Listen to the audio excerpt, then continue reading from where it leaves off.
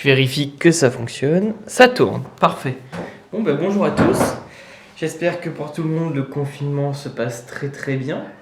C'est très important pour vous de rester à la maison et d'éviter de sortir le moins possible parce que c'est la seule façon d'éviter de propager le virus. Voilà. J'espère que vous faites le maximum de votre travail. Je demande à chacun et chacune de faire le maximum et de faire ce qu'il peut en mesure de ses capacités. Voilà. Je vous souhaite bon courage. Je vous demande pas beaucoup de travail, donc l'idée c'est d'en faire un petit peu chaque jour, d'accord? Et d'essayer d'en faire le maximum. Bien, la vidéo, elle est pas pour ça. La vidéo, elle est parce que j'ai trouvé ça dans ma petite bibliothèque. C'est certaines histoires du roman de Renard que vous connaissez déjà, et je vais vous faire une petite lecture. Allez, c'est parti. Où l'on voit comment le coq et la mésange jouent et gagnent au jeu du goupil. Ce n'était pas seulement pour les agréments et les commodités de la forêt que Maître Renard avait fait de Maupertuis sa résidence. Une belle grande ferme s'élevait au milieu du bois, si proche qu'il lui suffisait de mettre le nez à l'ouverture du terrier pour entendre caqueter, piailler, glapir les coqs, poules, canards et dindons qui peuplaient l'enclos de la basse-cour. Le domaine appartenait à Messire Constant, dont la maison regorgeait de provisions, jambon, andouilles, quartier de lard, fromage, pâté. Renard s'en fut rôdé à pas menus dans les parages de la ferme.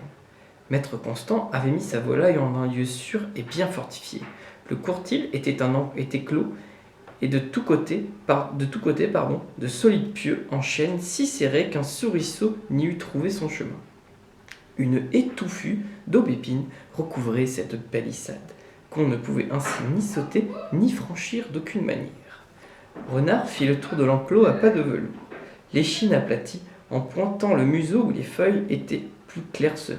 Chaque fois que la volaille venait à passer devant lui, il se trémoussait d'envie, tournait et retournait sa tête, la haussait, la baissait au ras du sol pour trouver lui favorable à son entreprise.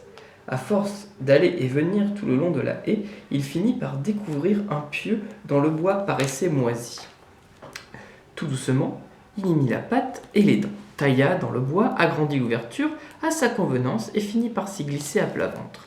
Juste en face de la brèche, Maître Constant avait planté un carré de choux rouges qui poussait haut et dru. Renard n'eut qu'à faire un bond pour s'y blottir et se roula en boule, le museau sous la queue pour n'être pas vu du logis. Mais si vite qu'il eut fait, les poules aperçurent le corps roux qui glissait sous les choux. Elles s'agitèrent en tous sens, et chacune se hâta de chercher abri dans la haie. Chanteclair, le coq, le cou arrogant, se tenait à l'écart, sur un tas de fumier. Comme il n'avait pas vu Maître Renard, il s'étonna fort de l'agitation de ses sujets.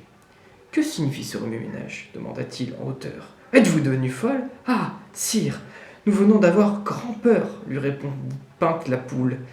C'est qu'il ne s'agit pas d'un moineau, et je tremble pour notre vie. Qu'avez-vous vu ? Demanda Chanteclair avec inquiétude. Une bête sauvage, je ne sais trop laquelle. Elle a bondi dans le courtil, par un trou de la haie, et s'est faufilée sous les choux. Ah, je la vois d'ici. Regardez, messire, ce chou qui bouge un peu plus, là, sur la gauche. Chanteclair regarda et ne vit rien, car la toison de Renard se confondait dans la rousseur des plants. Vous déraisonnez, mamie, s'écria-t-il. Que pouvons-nous craindre ici ? Il n'est pas de putois ni de goupil assez hardi pour forcer nos remparts. Allez, et vaquez tranquillement à vos affaires. Je fais bonne garde. Rien ne me prendra au dépourvu. Fier et sûr de lui, Chanteclair arpenta noblement son tas de fumier, grattant çà et là pour gober quelques vermisseaux. Puis, il s'ensommeilla dans la tiédeur du soleil, une patte repliée et l'autre droite, l'œil ouvert et l'autre clos, sans savoir ce qui lui pendait au bec.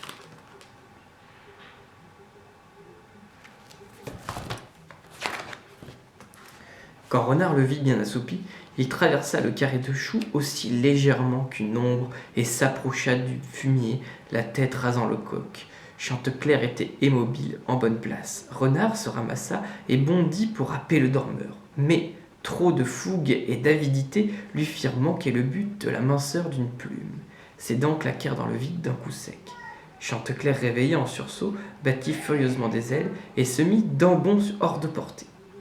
Renard ne se laissa pas démonter par ce contretemps. Il recula un peu, faisant montre de la plus grande douceur. « Eh bien, Chanteclair, quelle mouche vous pique ?» dit-il d'un ton gai et léger. « Vous avez peur de moi maintenant ? Je me précipitais seulement pour vous embrasser. Nous ne sommes-nous pas cousins germains ? Je suis ravi de vous trouver si bien portant et si alerte. » Chanteclair ne se rassura qu'à demi, mais le compliment lui fut agréable et sa vanité l'emporta sur la crainte. Il ouvrit les ailes, tendit le coq et lança un cocorico bien timbré, ma foi. L'autre en profita pour pousser à son avantage. « Oh, quelle voix !» s'extasia Renard en penchant légèrement la tête. « Allez, vous êtes bien le digne fils du regretté Chanteclair. Jamais nul coq ne chanta comme lui. S'il me souvient bien, votre père fermait les 2 yeux pour filer plus longuement sa note. Je l'entendais d'une bonne lieue à la ronde, et mon cœur en frémissait de ravissement. » Chanteclair se rengorgea et fit le bon garçon. « Je vous vois venir, coquin, dit-il en riant. Vous voulez me jouer un tour ? » ?»« Moi ?» protesta Renard offensé. « Ma parole, j'aimerais mieux perdre une patte que de voir le malheur fondre sur vous. Allons, chantez encore, et voyons si je reconnais Chanteclair. » Le coq, flatté, poussa un cocorico déchirant en haussant la tête. « Un peu plus haut, lui conseilla Renard. « Fermez les yeux et vous y serez. » Chanteclair fila son chant par le gosier, bien haut, bien clair, en fermant les yeux pour mieux tenir sa note. Renard n'attendait que cet effet.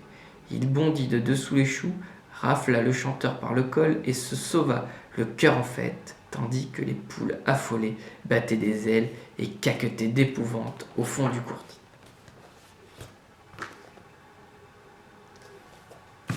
Mais l'histoire n'est pas finie et je vous donne rendez-vous demain. Je vous enverrai le lien de la vidéo par mail pour la suite.